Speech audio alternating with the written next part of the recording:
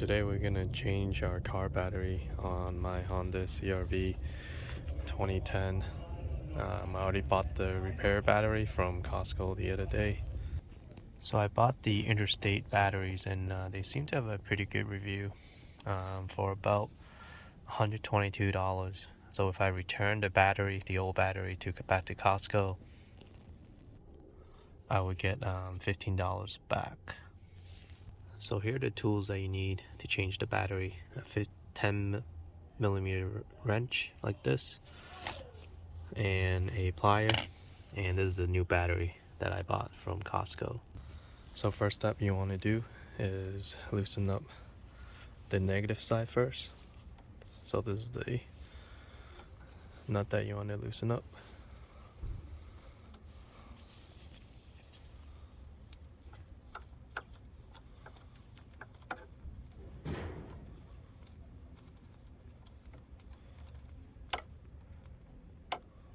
I will put this, this on the ground just in case it doesn't fall into the engine bay.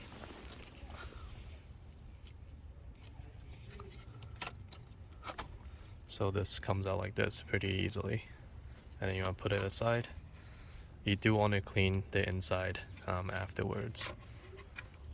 So this aside here, and then now the positive.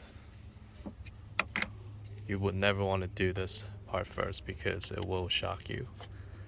So just loosen this up.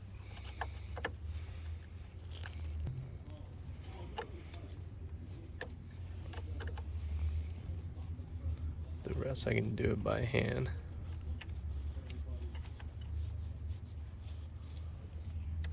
Does get your gloves, does get a little bit dirty, so make sure you wear your gloves.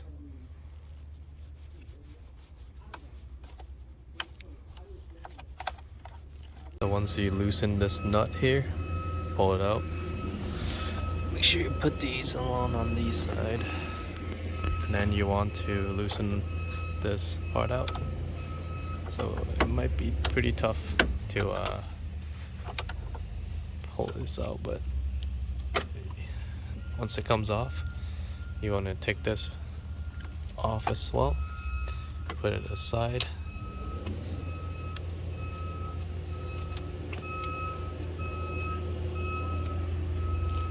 And then you want to loosen these up.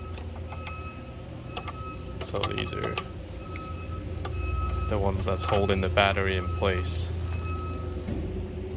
This is when the plier comes in handy. So you want to loosen these bolts up. So yeah, once you loosen these up, you don't have to loosen it all the way out. Just loosen it maybe half away.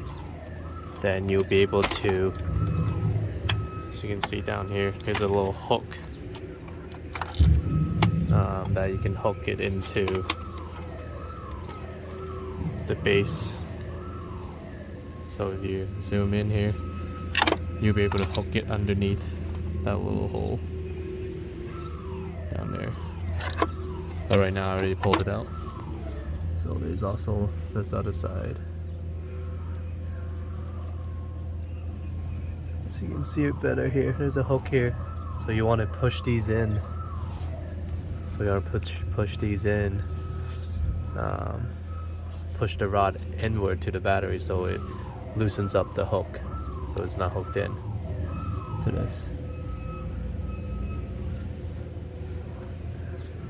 And then once you remove this bracket, then the battery will be loose. So now the bracket's been removed onto the ground, and